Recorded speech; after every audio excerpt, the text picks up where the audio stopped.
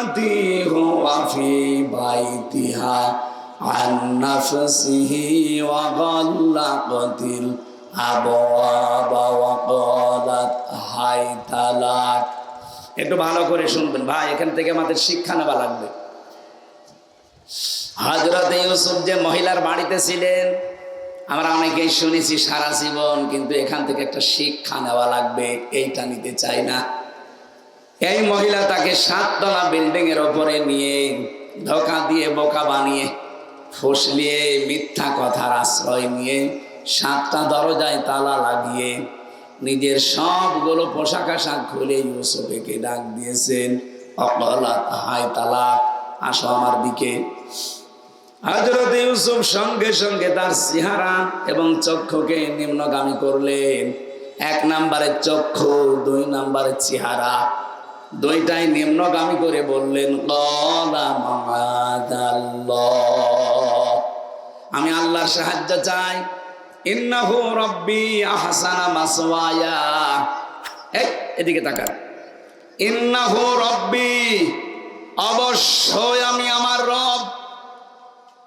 এখানে রব বলতে আল্লাহ রাব্বুল আলামিনকে তিনি বোঝাননি। তাফসিরে 2টা অর্থ পেয়েছি খাসেনের ভেতরে। 1 নম্বরে তিনি হয়তো ইঙ্গিত দিয়েছিলেন যে আমার রব, প্রতিপালক যিনি আসল, তিনি আমার আল্লাহ, তিনি সাহায্য আমাকে করবেন।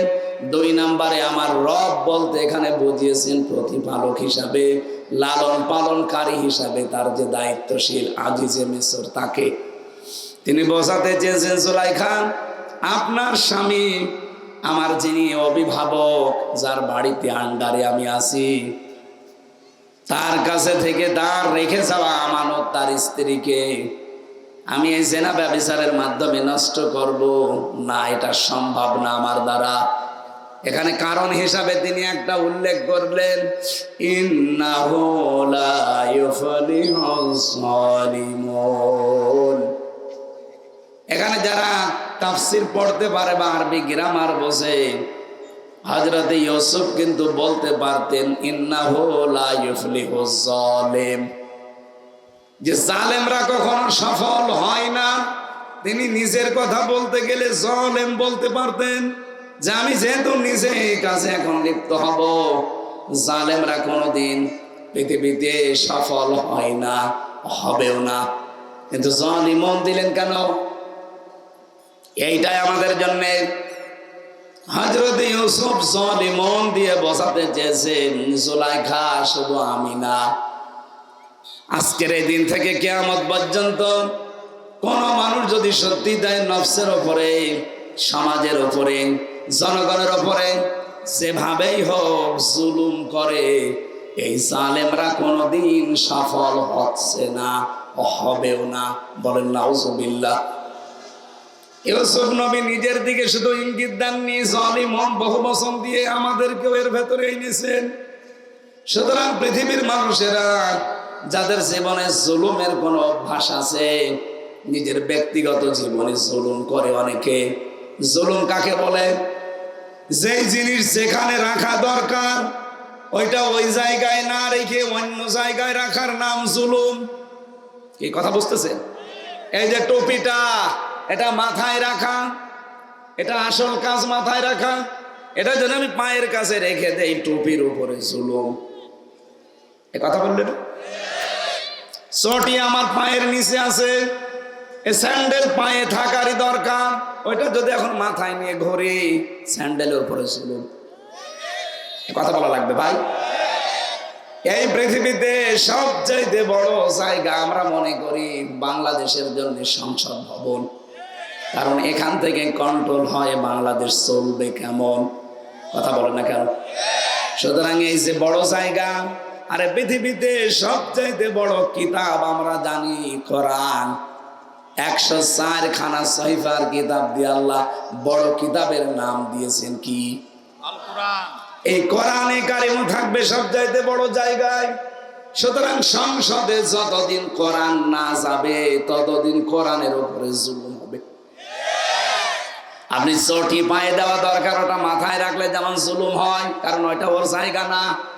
টুপি মাথায় রাখা দরকার, এটা মাথায় না দিয়ে পায়ের কাছে রাখলে যেমন এর উপরে জুলুম হয়, কারণ এটা মাথায় রাখা দরকার, এটা পায়ের কাছে রাখার জিনিস না। কোরআনও তো থাকবে সবার উপরে, কথা বলেন না কেন? এমন কোন মানুষ এখানে পাগলও পাবেন যে কোরআনের উপরে কেউ স্যান্ডেল রেখে দেয়? বলেন বলেন। এমনকি কোরআনের উপরে বাংলা, ইংরেজি, উর্দু কোনো বই রাখে? যত বই থাকবে তার উপরে রাখবে কোরআন শরীফ। যদি অনেকে দেখি বিভিন্ন মসজিদে না বুঝে হোক আর না জেনে হোক কোরআনের উপরে ফাঁসাইলে আমল রেখে দেয়, এটা ঠিক না। কোথায় পেয়েছেন আপনি? সবার উপরে থাকবে কোরআন শরীফ। কি কথা বলে না কেন? আমি এক মাওলানার নাম শুনেছিলাম, উনি আলেম, ওনার বউ ছিল হাফেজা। বাসর ঘরে স্ত্রী ওনাকে শর্ত দিয়েছে, স্বামী একটা ফতোয়া বলেন তো, এই পৃথিবীতে কোরআনের উপরে কোনো কিছু রাখা যায়? না। তাহলে আপনি তো আলেম আর আমি হাফেজা, আমি কোরআন শরীফ জিন্দা, সুতরাং আপনাকেও হাফেজ হওয়া লাগবে। 4 মাস সময় দিয়েছিল মাত্র, 4 মাসেই তিনি হাফেজ হয়ে এরপরে বাসর ঘর করেছে। আপনি চিন্তা করতে পারেন কোন জায়গায় ইঙ্গিত দিয়েছে। আমরাও যদি সিদ্ধান্ত নিতাম যে বাংলাদেশের সব চাইতে উপরের জায়গা হচ্ছে সংসদ, ওখান থেকে এই দেশ কন্ট্রোল হবে, সুতরাং এখন আর দলমত দেখা যাবে না, সামনে একটা পরিবেশ আল্লাহ তৈরি করে দিচ্ছে। কথা বলেন না কেন? এই পরিবেশটা যদি আপনি সুযোগ কাজে না লাগান, আগামী 100 বছরে এই সুযোগ আসবে না। বলেন, এ কথা শুনে যদি কারো কাছে রাজনীতি মনে হয়, আমার মনে হয় মাথার ভেতরে গোবর। এই 54 বছর তো আমরা উপরে এটা নিয়ে যেতে পারি নাই, এটার উপরে জুলুম হচ্ছে। কোরআনে কারিমের উপরে যদি জুলুম করতে না চান, তাহলে এখানে যেখানে রাখা দরকার ওই জায়গায় রাখা লাগবে। আপনার বিবেকেও তাই বলবে যে কোরআন আসলে উপরেই থাকা দরকার। উপরে আমরা সবাই জানিয়ে দেশের সংসদের উপরে আর কিছু নেই, আছে? বলেন বলেন। এখানে নিয়ে যাওয়া লাগবে না কোরআনকে, এটাকে ফেরেশতারা নিয়ে যাবে। সামনে যদি সময় আসে, সুযোগ আসে, 300 এমপির ভেতরে আমরা চাই 151 জন যেন কোরআন বুকে নিয়ে সংসদে দিতে পারে। এটা যদি রাজনীতি মনে হয় আপনার কাছে, হ্যাঁ এটাই আমার রাজনীতি। এটা যদি আপনার কাছে মনে হয় যে এটা ধর্ম ব্যবসা, হ্যাঁ এটাই আমার ধর্ম ব্যবসা। কারণ আমি চাই এটা যেন যায় একেবারে সবার উপরে, তাহলে এর উপরে জুলুম হবে না। কথা বলেন না কেন? ডক্টর হাবিবুর রহমান, ওনার মতো 151 জন মানুষ যদি বাংলাদেশে কোরআন শরীফ বুকে নিয়ে সত্যি যেতে পারে, ওনারা যদি একবার সে বলে, মাননীয় স্পিকার আজকে প্রথম সংসদ অধিবেশন, আমরা নামাজের বিল চাই, উনি যদি বলে কারা এই পক্ষে আছেন হাত তোলেন, একবারে যদি 300-র ভেতরে 151 জন হাত তোলে, ওইটা কায়েম হয়ে যাবে। তো আর পরের দিন থেকে নামাজ পড়বে বাংলাদেশে 18 কোটি মানুষ। আমি হয়তো ভোট দিয়েছিলাম ডক্টর হাবিবকে একটা, এই কারণেই হয়তো উনি এমপি হতে পারে। ওনার একটা ভোট পাওয়ার কারণে এমপি হয়ে, যেহেতু পক্ষে ছিল নামাজের, 18 কোটি মানুষ নামাজ পড়লে যা হবে, আপনি একটা ভোট দিয়ে সেই সওয়াব পাবেন। আমি যদি বানিয়ে বলি সূরা নিসা 85-86 নম্বর আয়াত নিয়ে আসেন, কোন হুজুর নিয়ে আসবেন, আমি তাফসীর সহ দেখাচ্ছি। মাইয়াশফা শাফাতান হাসানাতান ইয়াকুল্লাহু নাসিবুম মিনহা, কেউ যদি কোনো ভালো কাজে সাহায্য করে, ও ভালো কাজ করে যা পাবে, শুধু আপনি সাপোর্ট দিয়ে তাই পাবেন। এরকম সাপোর্টের সুযোগ যদি সামনে আসে, শুধু বিড়ি আর চা খেয়েই নষ্ট করে দেবেন। অনেকে তো সাপোর্ট করার সুযোগ থাকে, সমর্থন দেওয়ার সুযোগ থাকে, কিন্তু বিড়ি আর চা ও সব বিক্রি হয়ে যায়। এখন যদি আপনাকে বলা হয় যে 1 কোটি টাকা দেব, হিন্দু হয়ে যান, হবে? দেখলেন, রাজি হচ্ছে না।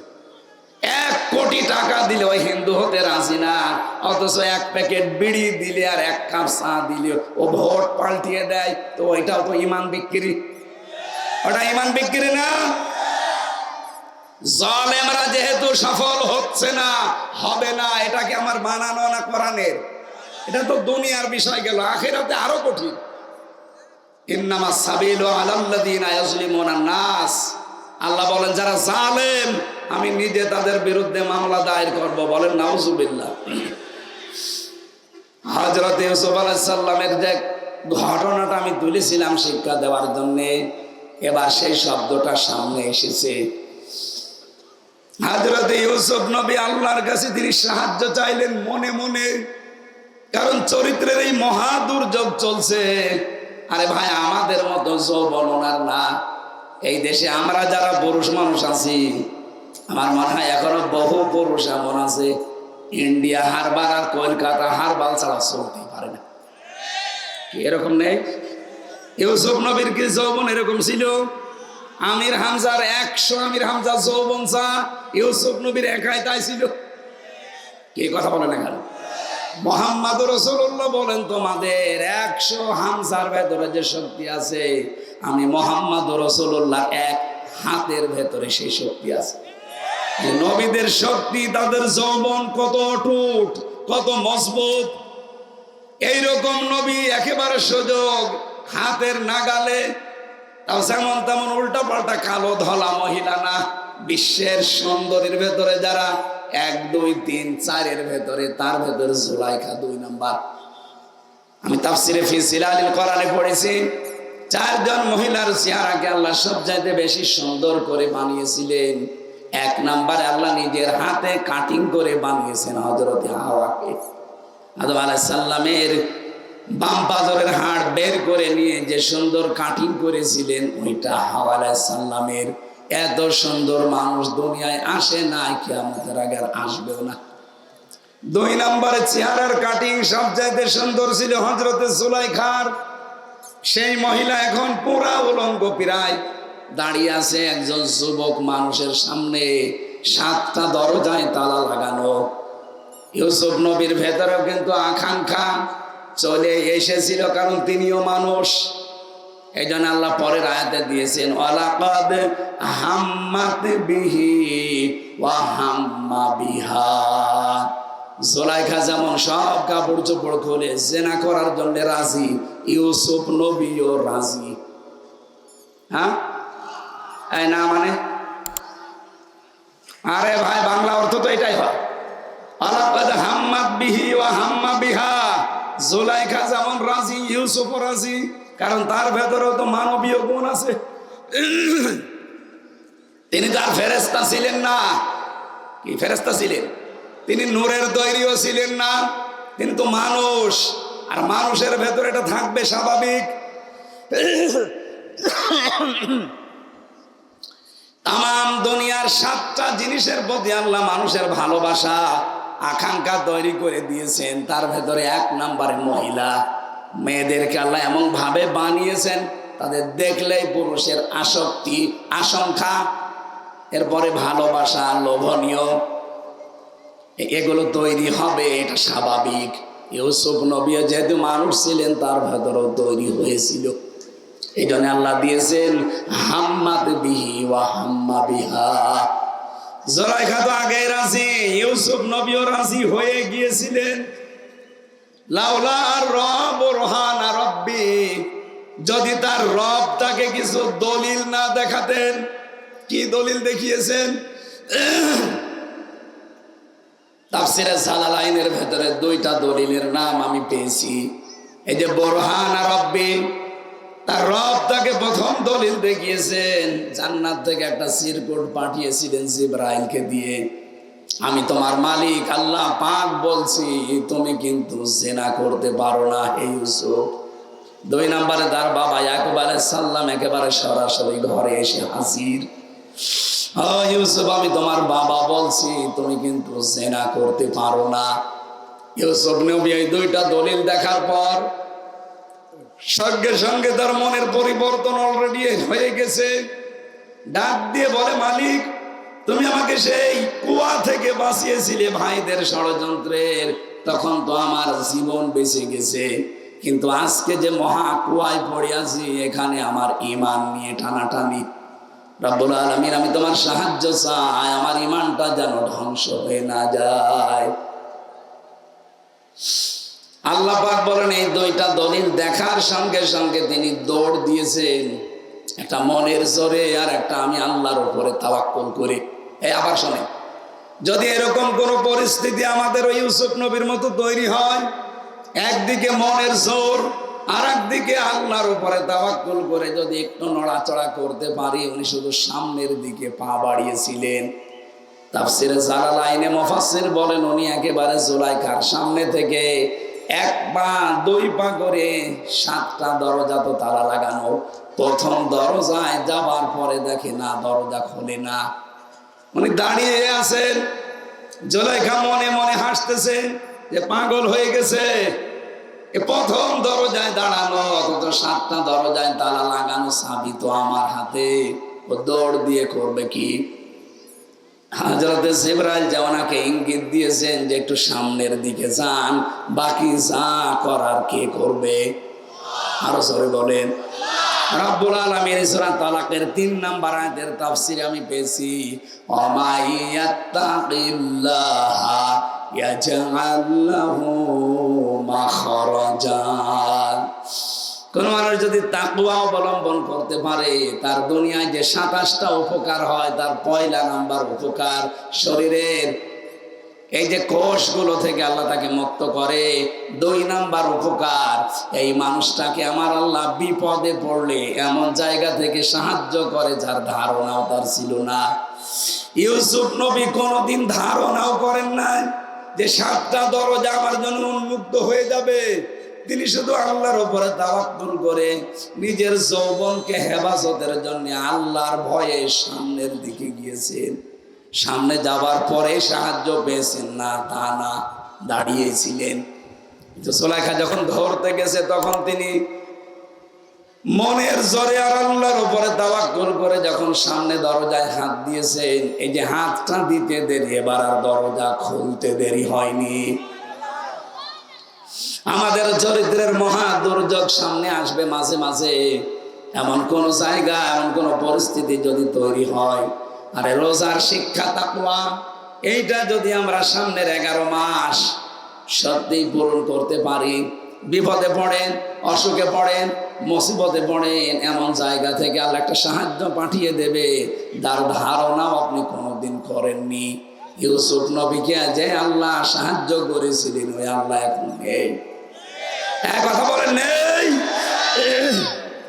আমাদের এই মুহূর্তে সিদ্ধান্ত নেওয়া লাগবে, তাকওয়া আমি অর্জন করব আমার নিজের জন্য।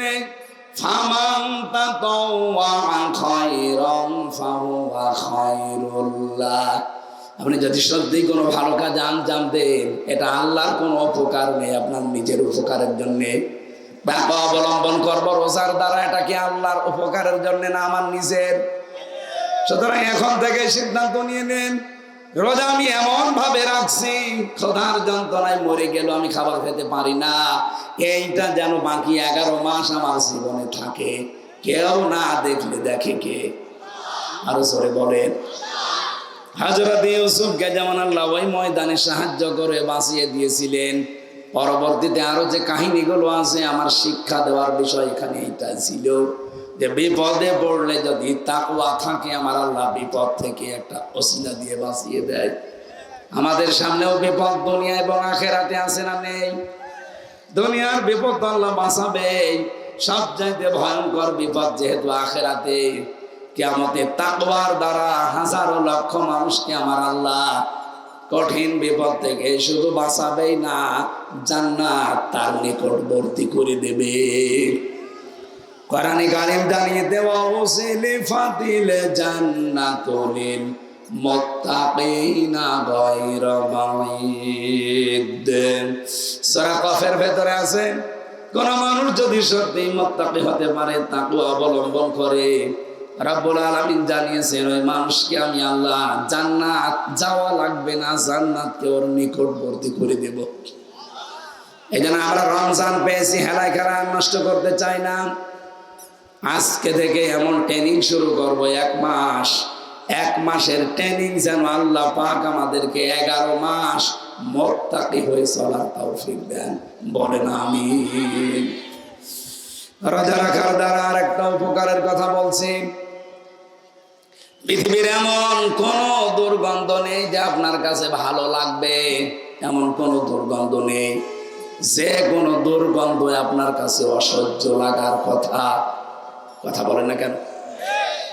বাংলার মুসলমানেরা রোজা রাখার দ্বারা যে মুখের ভেতরে বিকালবেলা একটা গন্ধ তৈরি হয়, না খেয়ে থাকার কারণে স্টমাকের ভেতরে এক প্রকার গন্ধ তৈরি হয়। নবীজি জানিয়েছেন এই মুখের গন্ধটা যারা রোজাদার, আল্লাহর কাছে এটা মেশকো আম্বরের চাইতেও দামি।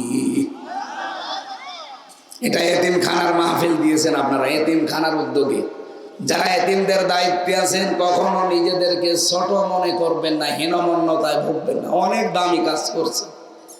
রাসূলুল্লাহ বলেন যারা এতিমের মাথায় শুধু হাত রাখে তারা যেন আমি নবী মুহাম্মদ রাসূলুল্লাহর মাথায় হাত দিয়েছি। সুতরাং এই কাজে যে যেভাবে জড়িত আছেন নিজেকে অনেক বড় মনে করবেন যে আমি রাসূলুল্লাহর মাথায় হাত দিয়েছি। বিশ্ব নবী ছিলেন এতিমদের সর্দার, সব এতিমদের বড় এতিম তিনি ছিলেন, কারণ পৃথিবীতে তিনি জন্মের আগেই বাবা হারিয়ে ফেলেছেন। এই যে ভাইও মনে হয় জন্মের আগে বাবা হারিয়েছে, নাকি জন্মের পরে? এরপরে মাকেও হারিয়ে ফেলেছে। আমরা যারা এতিম এখন হয়নি তারা টের পাচ্ছি না, কিন্তু যারা সত্যি এতিম এরা শুধু রাসূলুল্লাহর দিকে তাকিয়ে ধৈর্য ধারণ করে যে নবীজি আমার চাইতে বড় এতিম ছিলেন। এদের মনের যে দুঃখ, যন্ত্রণা, কষ্ট, যে অভাবটা আছে, মানুষ যখন এতিমের মাথায় একটা হাত রাখে প্রতিটি চুলের বিনিময়ে একটা করে সওয়াব পাওয়া যায়। পৃথিবীর এমন কোনো কাজ নেই যে প্রতিটি চুলে আপনি সওয়াব পাবেন না। কোরবানির চুলের সওয়াব আছে, ওটা আলাদা বিষয়, কিন্তু মানুষের ক্ষেত্রে শুধুমাত্র এতিমের জন্য এই কথা আছে। সুতরাং এতিমের দায়িত্বে যারা আছেন নারী পুরুষ, এটা নিজের ইমানের একটা অবিচ্ছেদ্য কাজ এবং অংশ মনে করবেন, যেটা আমার একটা কাজ। আল্লাহ রাব্বুল আলামিন এতিমদেরকে যারা মুহাম্মদ রাসূলুল্লাহ উত্তরাধিকারী বানিয়ে দেয়, আর যারা এদের দায়িত্বে আছে এদের মাল সম্পদ যেগুলো আসবে জনগণের কাছ থেকে, নিজেদের কাছ থেকে, এটা কিন্তু খুব সতর্কতার সহিত ব্যবহার করা লাগবে। ইন্নাল্লাযীনা ইয়াকুলুনা আমওয়ালাল ইয়াতামা যুলমান, সূরা নিসার 10 নম্বর আয়াতে আছে, নিশ্চয় যারা এতিমের মাল ভক্ষণ করছে এবং করবে যুলমান, অত্যাচার করে, জুলুম করে, ফাঁকি দিয়ে, ইন্নামা ইয়াকুলুনা ফি বুতুনিহিম নার, তারা যেন তার পেটের ভেতরে জাহান্নামের আগুন প্রবেশ করায়। সুতরাং এতিমখানার দায়িত্ব নেওয়া যেমন ফজিলতের কাজ, যদি একটু উলট পালট হয় ওটা আবার গুনার কাজ। এমন গুনাহ যে জাহান্নামের আগুন খাওয়ার শামিল। এরপরের কথা আরো কঠিন, সায়াসলাউনা সাঈরা, আল্লাহ বলেন এরা শুধু মরতে দেরি হবে যারা এতিমের সাথে খারাপ ব্যবহার করে, এতিমের মাল সম্পদ মেরে খায়, এতিমের মাল সম্পদ আত্মসাৎ করে, এগুলো মরতে দেরি হবে। শুধুমাত্র কবরে দিতে দিতে ওদের জাহান্নামের সাঈর তৈরি হয়ে যাবে। বলেন নাউজুবিল্লাহ। এই জন্য এতিমের দায়িত্বে যারা আছেন অনেক সৌভাগ্যের অধিকারী আপনার, আল্লাহ আপনাকে বানিয়েছে। কত মানুষ আছে টাকা পয়সা সম্পদের মালিক, কিন্তু এতিমের দায়িত্ব তাদের আল্লাহ দেয়নি। আপনাকে দিয়েছেন যতটুকু পারেন, সম্পদ দিয়ে হোক, কথা দিয়ে হোক, সমর্থন দিয়ে হোক, সময় দিয়ে হোক, এতিমের পাশে থাকে। আল্লাহ রাব্বুল আলামিন আপনার পাশে কিয়ামত পর্যন্ত তার সাহায্য রাখবেন। আল্লাহ আমাদেরকে রমজানের যে সমস্ত ফজিলতগুলো আছে তাকওয়া অর্জন করার দ্বারা, ইন্নাল্লাযীনা তাকাউ ইযা মাসসাহুম তায়িফুম মিনাশ শাইতান ইলা আখিরি আয়াত, সূরা আরাফের ভেতরে আছে 201 নম্বর আয়াত। কোন মানুষ যদি তাকওয়া অবলম্বন করে শয়তানের ওয়াসওয়াসা থেকে আল্লাহ নিজে তাকে বাঁচিয়ে দেয়। এইটা থেকে বাঁচার জন্য আমাদের সব আয়োজন, যেন শয়তান আমাদের অ্যাটাক করতে না পারে। আর এটা উত্তম মাধ্যম রোজা। আল্লাহ রাব্বুল আলামিন বড় দয়া করে আমাদের ভেতরে এই ছায়াটা ফেলে দিয়েছে অলরেডি। আজকে থেকে যেহেতু শুরু হচ্ছে, আমরা প্রত্যেকের জায়গা থেকে রোজার হক আদায় করে রমজানের গুরুত্বপূর্ণ কাজ যেটা আল ফুরকান, হক আর বাতিল পার্থক্য করার যোগ্যতা অর্জন করবেন কোরআন দিয়ে। এই আহ্বান রেখে আমি শেষ করে দিচ্ছি, কারণ আমার একটা আয়োজন আছে, এই জন্য আমি আর টানতে পারলাম না। আরো আগে উঠতে চাচ্ছিলাম, আপনাদের গড়ায় 31 বেজে গেছে। আমিন, বারাকাল্লাহু লানা ওয়া লাকুম ফিল কোরআনিল আযীম। আল্লাহুম্মা আমিন। এটা প্রতিষ্ঠাতা তো আল্লাহ দুনিয়া থেকে আমাদের নিয়ে গেছে।